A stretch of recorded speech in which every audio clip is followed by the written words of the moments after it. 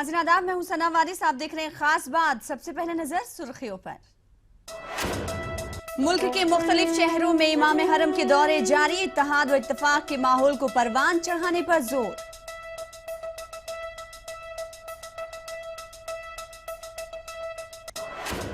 आज मुंबई की मखूखा अदालत में मालेगांव 2006 बम धमाका मामले की सुनवाई हुई मुलतवी। अगले हफ्ते अदालत सुना सकती है डिस्चार्ज एप्लीकेशन पर फैसला।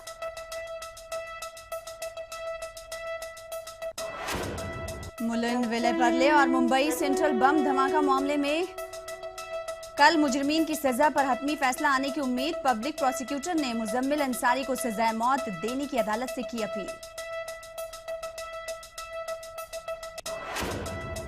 उर्दू के फरोग के लिए जमीनी सतह पर कोशिशें की जाएं। बेंगलुरु में मुनक्किदा इजलास में मुकर्ररीन का इजहार ख्याल।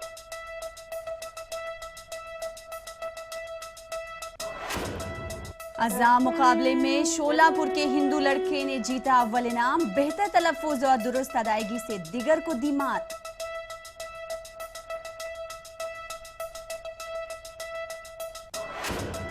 यूपी मदरसा बोर्ड इम्तहानात सरकारी स्कूलों में मुनक्किद कराने पर हाई कोर्ट का हतमी फैसला। दीनी मदारिस की खुसूसी अपील खारिज। मुस्लिम तालिबात के लिए पर्दे का माकूल इंतजाम करने का वादा।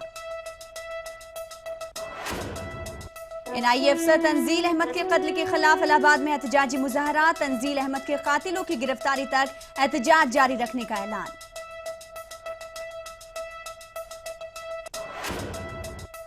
उत्तर प्रदेश के मदारिस में स्मार्ट क्लासेस बनाने का मंसूबा अभी तक खटाई में। महकमे मालियात ने बजट की मंजूरी में लगाई रुकावट।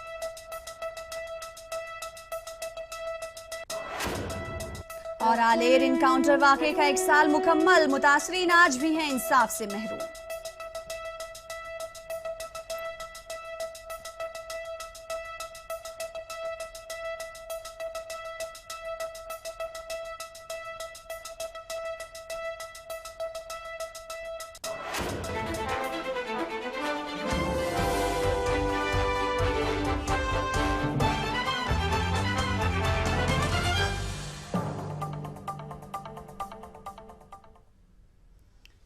तो खास बात में खबरों की शुरुआत करेंगे और सबसे पहले बात इमाम हरम की करेंगे।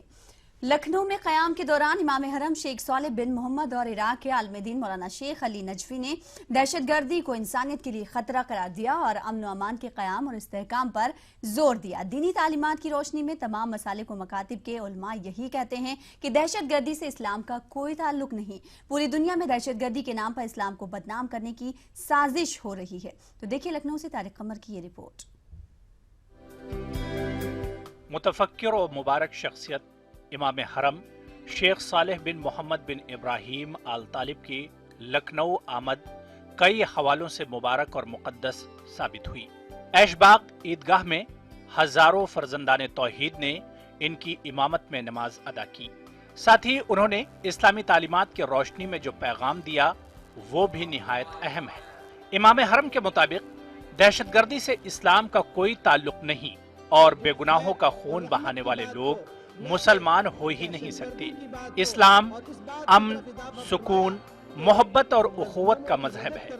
इन्हीं ख्यालात और नजरियात की तर्जुमानी इराक से तशरीफ लाए मारूफ शिया आलिम दीन मौलाना शेख अली नजफी ने की। उन्होंने कहा कि तमाम मज़ाहिब व मसालिक, नजरियात और मकातिब के लोगों को एकजुट होना चाहिए ताकि दहशतगर्दी के खिलाफ जिहाद किया जा सके। दहशतगर्दी के नाम पर इस्लाम को बदनाम कर रहे अफराद को मिटाने की जरूरत पर जोर दिया गया। वो मजलूमों की मदद करने वाले हो और वो फक्र का मुकाबला करने वाले हो, खैर को फैलाने वाले हो। वो आपस में एक चीज़ शुरू हो गई है जिसको आप हम लोग तकफीर कहते हैं कि आपस में एक दूसरे को काफिर बना के कत्ल करने का जवाब बनाते हैं।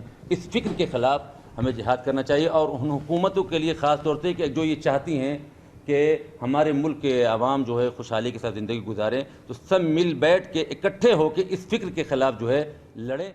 मारूफ सियासी, समाजी और मिली रहनुमा सिराज मेहदी मानते हैं कि तमाम मसालिक के उलमा दहशतगर्दी के खिलाफ हैं। लिहाजा दहशतगर्दी के सांप को कुचलने के लिए शिया सुन्नी ही नहीं बल्कि तमाम मकातिब के लोगों को एक होकर काम करना चाहिए। इस वक्त दहशतगर्दी को दुनिया से नेस्तनाबूद करके रखना है। और हमें लगता है सारे उसमें मिल्लत के लोग, चाहे वो शिया हो, चाहे सुन्नी हो, चाहे देवबंदी, चाहे बरेलवी, सब एक मंच पे आ गए हैं। क्योंकि अब ये सांप की स्टाइल में हो गए, जैसे सांप नहीं होता किसी को डर सकता है, वैसे किसी को डस रहे हैं, कहीं किसी को नहीं छोड़े, बच्चों को मार रहे हैं, बच्चों को, औरतों को मार रहे हैं, औरतों को परेशान कर रहे हैं। जब बड़े और अहम उलमा आवाम को मुस्बत पैगाम देते हैं तो मुआशरे में अमन व सुकून की राहें हमवार होती हैं। तारिक कमर, ETV न्यूज, लखनऊ। तो इमाम मक्का शेख सालेह मोहम्मद इब्राहिम अल तालिब 6 अप्रैल को हैदराबाद का दौरा करने वाले हैं। 6 अप्रैल की सुबह 10 बजे लंगर हाउस में वाक़े मरकज अहले हदीस मस्जिद मोहम्मदिया में अपना खिताब करेंगे। इसके बाद नमाज ज़ुहर की इमामत भी करेंगे। इमाम काबा नमाज मगरिब हैदराबाद की मारूफ दीनी दरगाह जामिया दारुल उलूम की मस्जिद का इफ्तिताह करेंगे और इसी मकाम पर जलसे आम से खिताब करेंगे। इमाम हरम शेख सालेह मोहम्मद इब्राहिम अल तालिब कल सुबह 9 बजे हैदराबाद आएंगे। उनकी हैदराबाद आमद के बाद तवक्के है कि वो सुबह 10 बजे लंगर हाउस पर वाक़े मरकज अहले हदीस मस्जिद मोहम्मदिया आएंगे और खिताब करेंगे और इसके बाद नमाज ज़ुहर की इमामत भी करेंगे। अल्हम्दुलिल्लाह हिंदुस्तान वो आ चुके हैं, कई मुकामात पर उनके प्रोग्राम चल रहे हैं।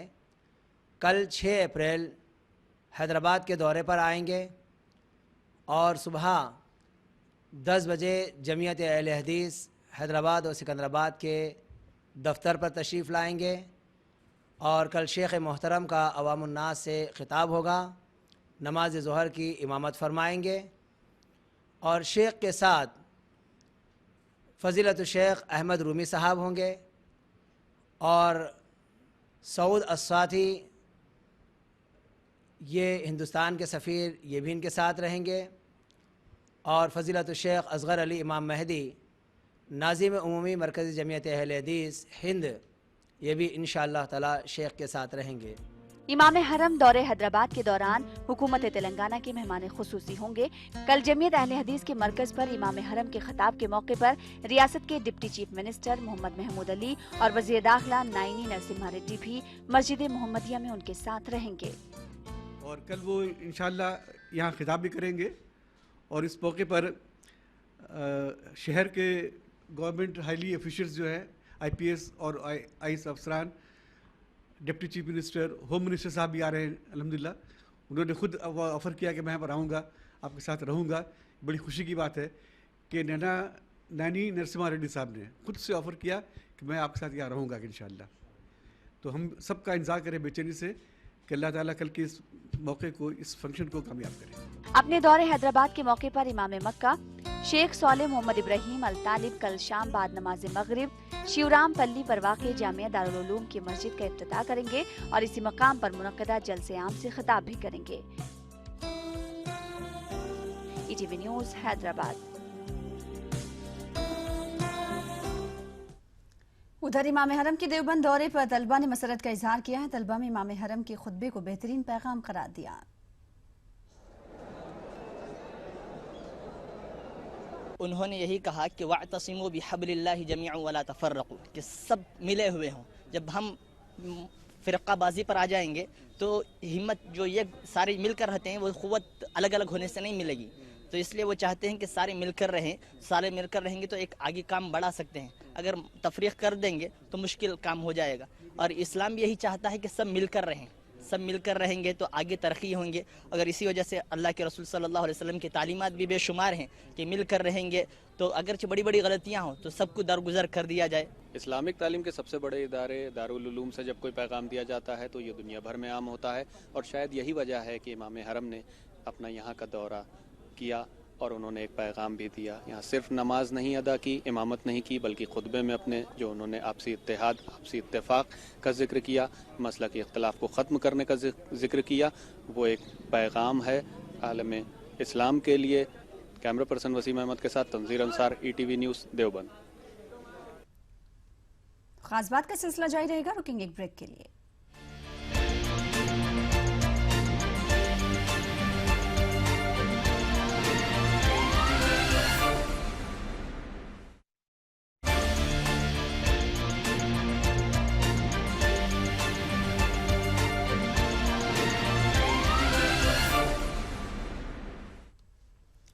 ब्रेक के बाद एक बार फिर आपका इस्तकबाल करते हैं। आप देख रहे हैं खास बात। यूपी मदरसा बोर्ड के इम्तहानात मदारिस में कराने के बजाय सरकारी स्कूलों में कराने के फैसले पर अब इलाहाबाद हाई कोर्ट ने अपनी हतमी मुहर लगा दी है। बाज़ दीनी मदारिस की तरफ से दाखिल खुसूसी अपील खारिज कर दी गई है। अपील में कहा गया था कि दीनी मदारिस की पर्दानशी तालिबात सरकारी स्कूलों में इम्तहानात देने में दिक्कत महसूस करेंगी, लिहाजा उनको दीनी मदारिस में इम्तहानात देने की इजाजत दी जाए।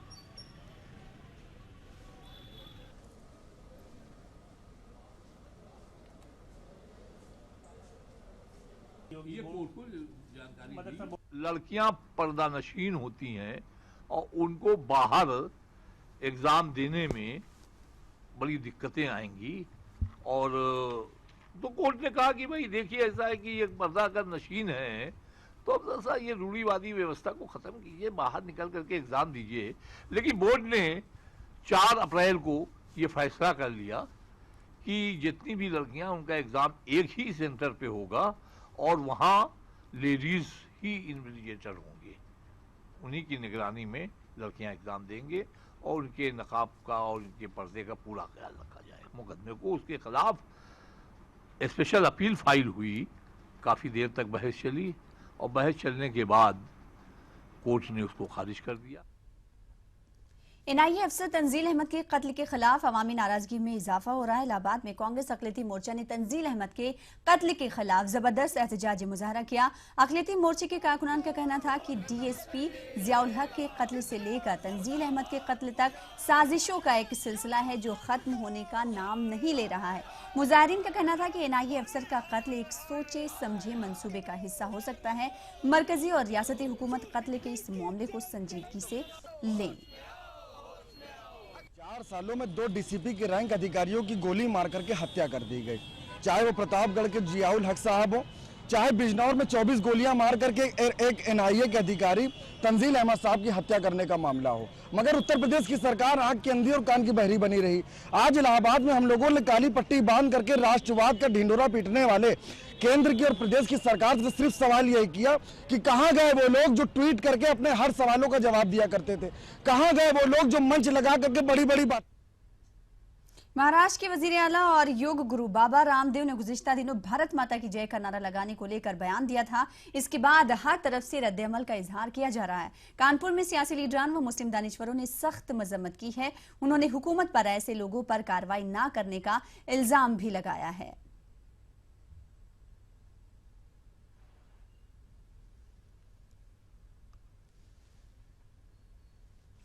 तो भारत माता की जय के मामले पर अक़लियती उमूर की वजीर नजमा हिप्तुल्ला जवाब देने से बचने की कोशिश करती हुई नजर आई। एक प्रोग्राम के बाद सहाफियों ने नजमा हिप्तुल्ला से बीजेपी और आरएसएस से वाबस्ता लोगों के बयानात पर राय मांगी तो उन्होंने कहा कि वो तरक्की पर अपनी नजर रख रही हैं, इस तरह के बयानात पर नहीं। साथ ही उन्होंने सबको गैर जरूरी बयानात से बचने की नसीहत भी दी। विकास की बात करो, भारत माता कुछ नहीं, बिल्कुल ये कोई डर खतरा खौफ नहीं है, आप उसको क्रिएट मत कीजिए। जो फोकस हम विकास पे हमारी सरकार रखना चाहती है उसको अटेंशन को डाइवर्ट करने के लिए इस तरह के बयान आते हैं। Please please please don't get yourself affected by these slogan. आप जरा भी ऐसे स्लोगन इस तरह के वाकयात पर कोई रिएक्शन मत दीजिए। आपको सिर्फ विकास करना है, आपको रोजी रोटी। तो गुज़िश्ता चंद दिनों से भारत माता की जय के नारे को लेकर मुल्क में सियासत गर्म हो रही है। अब इस मामले को लेकर मजहबी रहनुमा भी अपनी राय सबके सामने रख रहे हैं। पूरी गोवर्धन के शंकराचार्य का कहना है कि आज मुल्क में मुल्क मुखालिफ हवा चल रही है। उन्होंने ये भी इल्जाम लगाया कि मुल्क की इस हालत के लिए सियासी लोग जिम्मेदार हैं।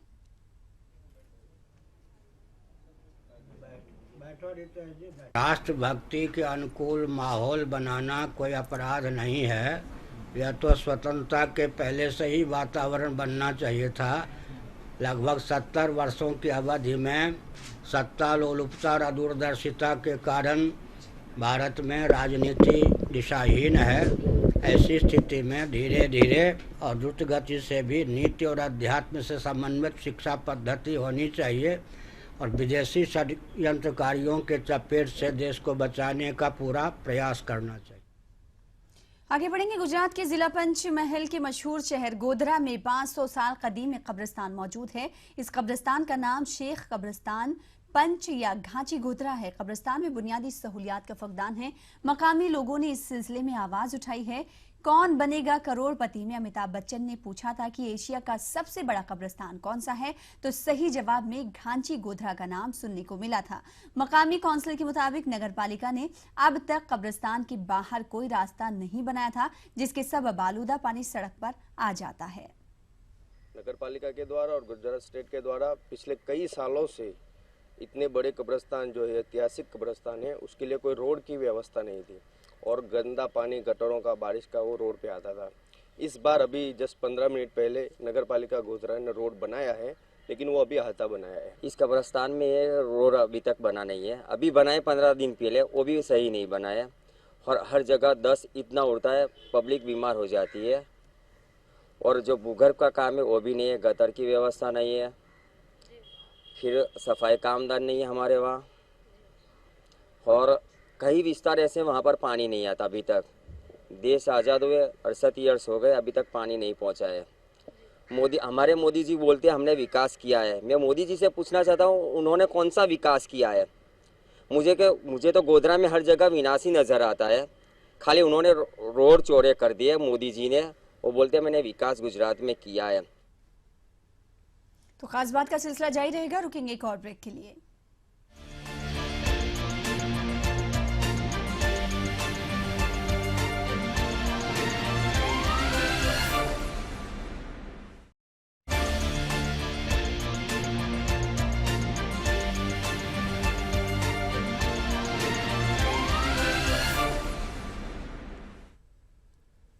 ब्रेक के बाद बात मालेगांव बम धमाके की करेंगे।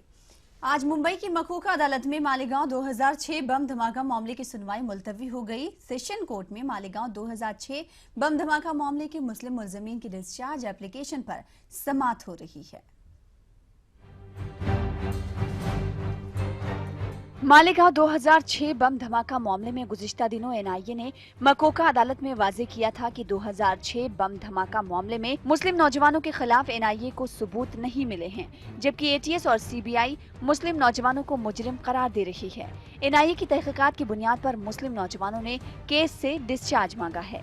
आज कोर्ट जो है तारीख दी है और मैटर जो है प्रोसीड टुमारो। हियरिंग में तो जो है जो हमारे केस था उसको मटेरियल जो है पूरा कोर्ट के सामने प्लेस कर दिया गया है। ये बताया गया है कि जो मालेगांव के जो एक्यूज़ हैं वो इनोसेंट हैं, इनके खिलाफ कोई एविडेंस नहीं है। एटीएस और सीबीआई ने जो है उनको जो है बेगुनाहों को फंसाया था, 5 साल उन्होंने जेल में किया। उसका इन्वेस्टिगेशन जो है जब असीमा नन का बयान आया तो असीमा नन के बयान के बाद जो है matter was transfer to the NIA.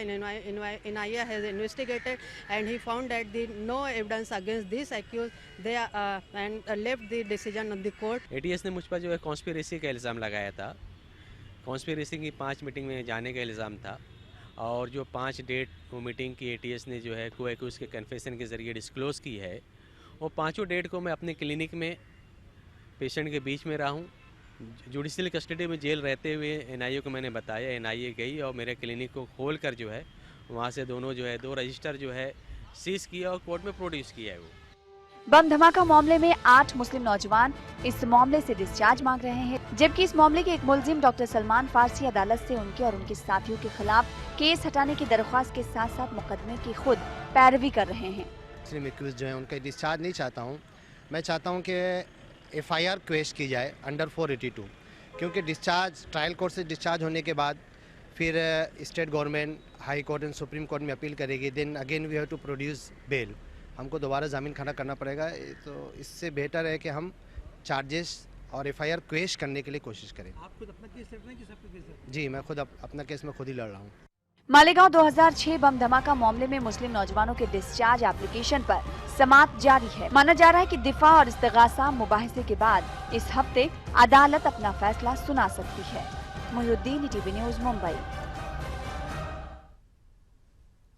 Aler encounter हुए 1 साल मुकम्मल होने आ रहे हैं, लेकिन इनकाउंटर में जेर दरियाफ्त हलाक होने वाले 5 मुस्लिम कैदियों के वर्सा हनूज इंसाफ से महरूम हैं, जबकि तेलंगाना हुकूमत ने इस सिलसिले में तहकीकात में कोई अहम पेशरफ्त भी नहीं की है। तो आप देखिए रिपोर्ट और मुझे दे इजाजत। साथ ही साथ आप हमारी वेबसाइट urdu.pradesh18.com पर मजीद खबरें तफसील के साथ देख सकते हैं। आदाब। आलेर एनकाउंटर का 1 साल मुकम्मल होने को है। इसके बावजूद इस एनकाउंटर में हलाक होने वाले 5 जेर दरियाफ्त मुस्लिम कैदियों की मौत की तहकीकात में कोई पेशरफ्त नहीं की गई। एनकाउंटर मामले की तहकीकात से मुताल्लिक न हुकूमत को कोई दिलचस्पी है और न ही कोई और क़यादत इस अहम मसले पर कोई तवज्जो दे रही है, और इसी के नतीजे में एनकाउंटर महलवकीन के वर्सा इंसाफ के लिए दर दर की ठोकरें खा रहे हैं। इंसाफ रसानी के अमल में की जाने वाली ताखीर से दर हकीकत इंसाफ से महरूमी तस्वुर की जा रही है। जाने के बाद मैं तरह तरह की तकलीफ़ों का सामना करी। मैं, मेरे मासूम बच्चे हैं, मेरे छोटे छोटे, मेरा घर किराए का है। मैं इतनी तकलीफ़ गुजारी। जब केस स्टार्ट हुआ, जब केस की सुनवाई हुई, वो ये हुआ सिर्फ अभी छूटने के लिए कोई सबूत उनके खिलाफ नहीं मिला था। इस वाले नाकाम हो रहे थे। 2 महीने थे अभी उनका केस पूरा ख़त्म होने के लिए। पुलिस के अंडर में थे। कैसा उन लोग, उनके पास ना कोई हथियार था ना कोई कुछ था, फिर कैसा इन लोग कैसे में भागने की कोशिश कर सकते, ये सब प्लान करके मर्डर करे उनका। हुकूमत अब तक मुतासरीन को इंसाफ पहुँचाने में नाकाम रही है। अदलिया अपनी जिम्मेदारी निभाने में नाकाम रही है और साथ ही मुस्लिम हुक्मरान इस पर खामोश हैं। तो हम इस मौके पर हुकूमत से सवाल करने के लिए यहाँ पर जमा हुए हैं कि आखिर इंसाफ रसानी में इतनी देर क्यों हो रही है। 1 साल की तकमील होने पर अफराद ख़ानदान बेताब हैं कि उन्हें इंसाफ मिल सके, लेकिन उन्हें इंसाफ नहीं मिल रहा है। तो हम इस मौके पर यहाँ के चीफ जस्टिस से ये मुतालबा करते हैं कि वो इस मामले में मुदाखलत करें, और हम चीफ मिनिस्टर तेलंगाना केसीआर साहब से ये मुतालबा करते हैं कि वक्त अभी उनके हाथ में है। वक्त जब उनके हाथ में है तो वो उसका वक्त का इस्तेमाल करते हुए इंसाफ पहुँचाए। उनको इनकाउंटर के नाम पे इन बच्चों को मार दिए, और हम ये और 1 साल हो रहा है। हम जो है गवर्नमेंट से कंटिन्यूसली जो है ना अपील कर रहे हैं कि जो लोग भी रिस्पॉन्सिबिलिटी हैं ये मर्डर में, उनके खिलाफ 302 केस बुक करके उनके खिलाफ एक्शन लिया जाए, केस चलाया जाए। मगर गवर्नमेंट सिंपली सिट फॉर्म किए हैं, बल्कि जो स्पेशल इन्वेस्टिगेशन टीम है जिसके मेंबर्स जो पूरे IPS ऑफिसर्स हैं, और वो लोग 1 साल से अभी तक भी रिपोर्ट तैयार नहीं की है, इन्वेस्टिगेशन रिपोर्ट तैयार नहीं की है। 7 अप्रैल साल 2015 में 5 जेर दरियाफ्त मुस्लिम नौजवानों, जिनमें वक़ार अहमद, सैयद अमजद अली, मोहम्मद जाकिर, मोहम्मद हनीफ और इजहार खान शामिल हैं। इनको वरंगल सेंट्रल जेल से हैदराबाद क्रिमिनल कोर्ट को मुंतकली के दौरान जिला नलगुंडा के आलेर के करीब एनकाउंटर में हलाक कर दिया गया, और जिस वक्त जेर दरियाफ्त 5 मुस्लिम नौजवानों का एनकाउंटर किया गया, उस वक्त ये नौजवान बेड़ियों में जकड़े हुए थे। बेड़ियों से जकड़े हुए मुस्लिम नौजवानों पर आर्म्ड रिजर्व पुलिस पार्टी ने पुलिस तहवील से फरार होने और हथियार छीन लेने का इल्जाम लगाते हुए अंधाधुंध फायरिंग कर दी थी, जिसके नतीजे में ये